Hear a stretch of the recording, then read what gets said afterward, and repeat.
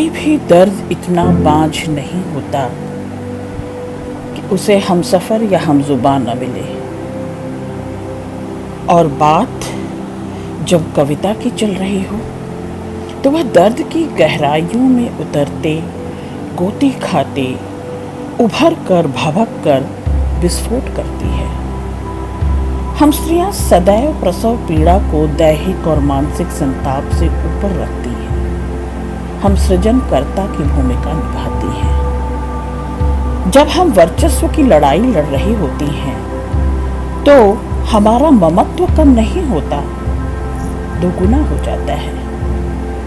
हम एक साथ पालक पोषक दोनों की भूमिका निभा रही होती हैं। वह उन तमाम बंधनों को अस्वीकारती है जो नई स्त्री है, जो नई स्त्री पुरुषवादी रुग्ण मानसिकता की को चुनौती देती है। तो वह मीठी जकड़न में जकड़े बगैर प्रसव वेदना को सहने को तैयार रहती है। दोस्तों, स्त्री किसी भी समय की हो, किसी भी युग की, किसी भी जमाने समाज की, साहसी रही है, संघर्षशील, नेत्री, जिम्मेदार, सजग और समर्पित। हर उस अभिव्यक्ति को उसने जोखिम के साथ निभाया है। अभिनय कुशल हो न हो, उसे हमेशा उच्छृंखल उद्दंड होने तक का जोखिम सहना पड़ा। पर वह स्त्री ऊर्जा की स्रोत है। वो सहारा नहीं चाहती, संभाल चाहती है। इस पूरी सृष्टि पर एकमात्र स्त्री ही ऐसा प्राणी है जो अपनी रचना धर्मिता में बंध कर भी परंपरा और निरंतरता से लगातार जूझ रही है।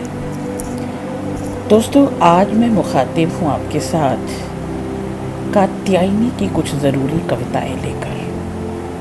कात्यायनी उसी नई स्त्री में आती हैं। पीढ़ी कोई हो, समय और समाज कोई हो, स्त्रियों ने डरना नहीं सीखा। वे लड़ती रहीं। और आप ये जान लें साफ साफ कि हर लड़ाई किसी के खिलाफ नहीं लड़ी जाती। कुछ लड़ाइयाँ खुद की उपस्थिति, खुद की निजता को सुरक्षित करने के लिए भी लड़ी जाती है। कात्यायनी कहती हैं, इस स्त्री से डरो। यह स्त्री सब कुछ जानती है, पिंजरे के बारे में, जाल के बारे में, यंत्रणा गृहों के बारे में। उससे पूछो, पिंजरे के बारे में पूछो तो वह बताती है नीले अनंत विस्तार में उड़ने के रोमांच के बारे में। इस स्त्री से जाल के बारे में पूछने पर गहरे समुद्र में खो जाने के सपने के बारे में बातें करने लगती है। यंत्रणा गृहों की बात छिड़ते ही गाने लगती है प्यार के बारे में गीत। रहस्यमय है ये स्त्री, रहस्यमय है ये स्त्री। स्त्री की उलट बासियां, इन्हें समझो। इस स्त्री से डरो, इस स्त्री से डरो। दूसरी कविता है, समाज स्त्रियों पर बात बहुत कर रहा है। स्त्रियों पर बात बहुत होती है, पर बात करती हुई स्त्रियां पसंद नहीं आती। स्त्रियों पर सोचा बहुत जा रहा है, पर सोचती स्त्री खतरनाक लगती है।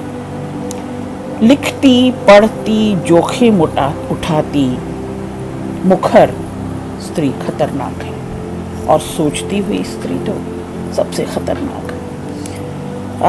कात्यायनी की ही दूसरी कविता है, स्त्री का एकांत में सोचना। चैन की एक सांस लेने के लिए स्त्री अपने एकांत को बुलाती है। एकांत को छूती है स्त्री, संवाद करती है उससे, जीती है, पीती है उसको चुपचाप। एक दिन वह कुछ नहीं कहती, एक दिन वह कुछ नहीं कहती। अपने एकांत से कोई भी कोशिश नहीं करती दुख बांटने की, बस सोचती है। बस सोचती है एकांत में नतीजे तक पहुंचने से पहले। एक दिन वह कुछ नहीं कहती, अपने एकांत से कोई भी कोशिश नहीं करती दुख बांटने की। बस सोचती है एकांत में नतीजे तक पहुंचने से पहले ही खतरनाक घोषित कर दी जाती है। यही सोचती है। कात्यायनी की ही इसे श्रृंखला की तीसरी कविता है, भाषा में छिप जाए स्त्री का। न जाने क्या सूझा एक दिन स्त्री को, खेल खेल में भागती हुई भाषा में समा गई। न जाने क्या सूझा एक दिन स्त्री को, खेल खेल में भागती हुई भाषा में समा गई, छिपकर बैठ गई। उस दिन तानाशाहों को नींद नहीं आई रात भर। उस दिन खेल न सके कविगण अग्निपिंड के मानिंद तपते शब्दों से। भाषा चुप रही सारी रात। रुद्र वीणा पर कोई प्रचंड राग बजता रहा।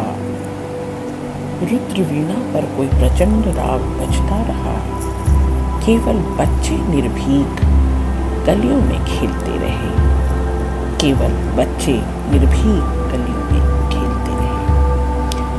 और यह कविता कात्यायनी की जो कई पाठ्यक्रम में कोर्स में है, और यह कविता यूँ भी इसी में क्लासरूम में भी महिला सशक्तिकरण का एक ज़रूरी उदाहरण, एक ज़रूरी कविता, बेहद ज़रूरी कविता मानती हूँ। और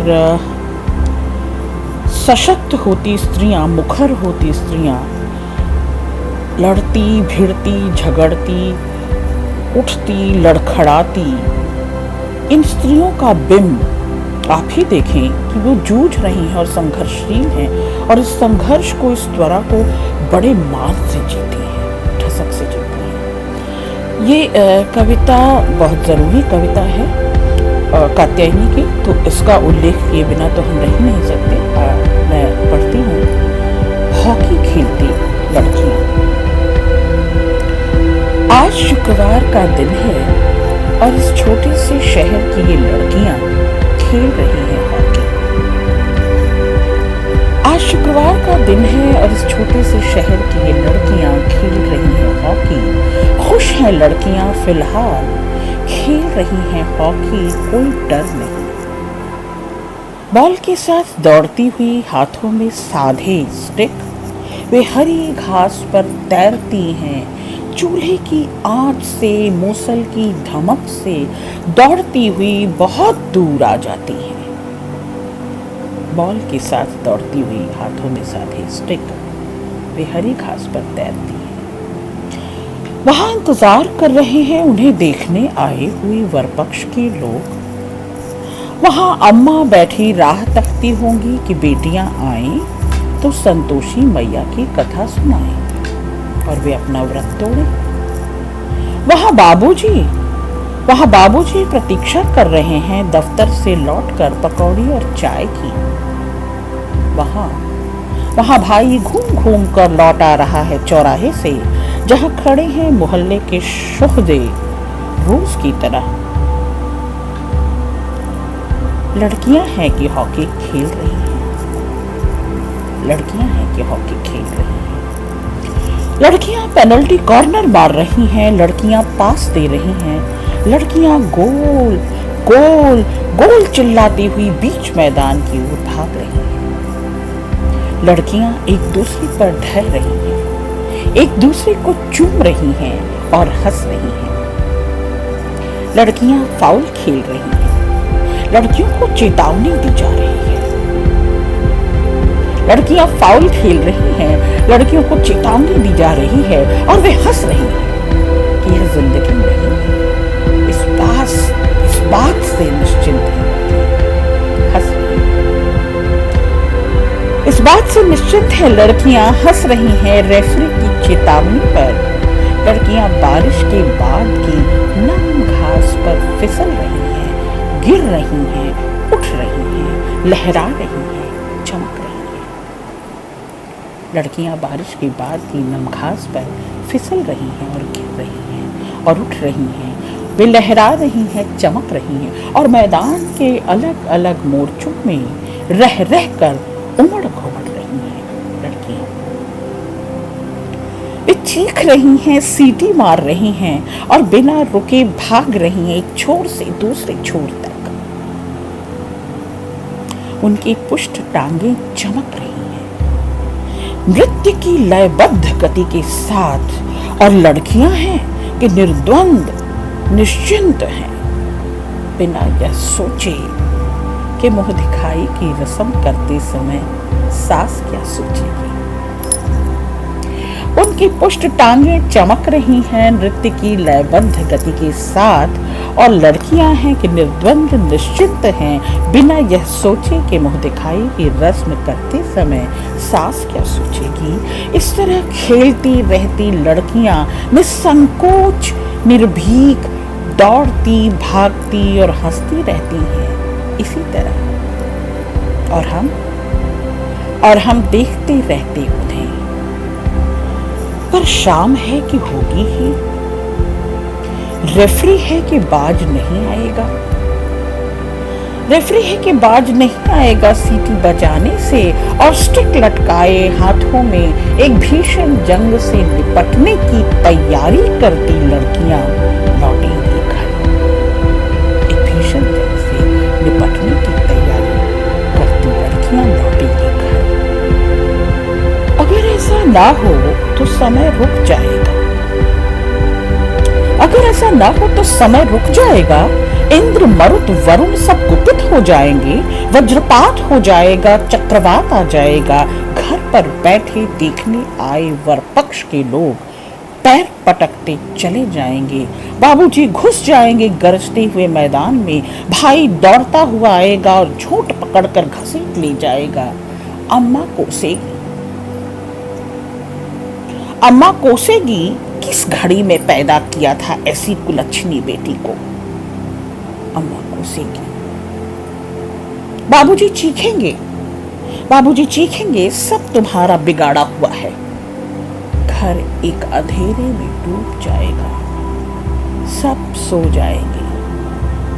लड़कियां घूरेंगी अंधेरे में, खटिया पर चित्त लेटी हुई अम्मा की लंबी सांसें सुनती, इंतजार करती हुई कि अभी वे आकर उनका सिर सहलाएंगी। सो जाएंगी लड़कियां घूरेंगी अंधेरे में, खटिया पर चित्त लेटी हुई अम्मा की लंबी सांसें सुनती, इंतजार करती हुई कि अभी वे आकर उनका सिर सहलाएंगी। सो जाएंगी लड़कियां सपने में दौड़ती हुई बॉल के पीछे स्टिक को साधे हुए हाथों में पृथ्वी के ओर छोर पर पहुंच जाएंगी और गोल गोल चिल्लाती हुई एक दूसरे को चूमती हुई लिपट कर धरती पर गिर जाएंगी। हॉकी खेलती हुई लड़कियां सपने में दौड़ती हुई बॉल के पीछे स्टिक को साधे हुए हाथों में पृथ्वी के छोर पर पहुंच जाएंगी और गोल गोल चिल्लाती हुई एक दूसरे को चूमती हुई लिपट कर धरती पर गिर जाएंगी। दोस्तों, आज आप मेरे साथ रहे कात्यायनी की इन कुछ कविताओं के साथ। बेहद ज़रूरी कविताएं विमर्श करती हुई, संवाद करती हुई, आर पार युग के, समय के, समाज के हर द्वंद्व से परे इन स्त्रियों की छवि, नई स्त्रियां हैं ये, जो केवल जोखिम उठाना ही नहीं जानती, उसका उल्लास, उसका महोत्सव भी मनाती है। तो और अगले किसी दिन किसी और कवि के साथ ज़रूर रहूँगी आपके साथ। शुक्रिया।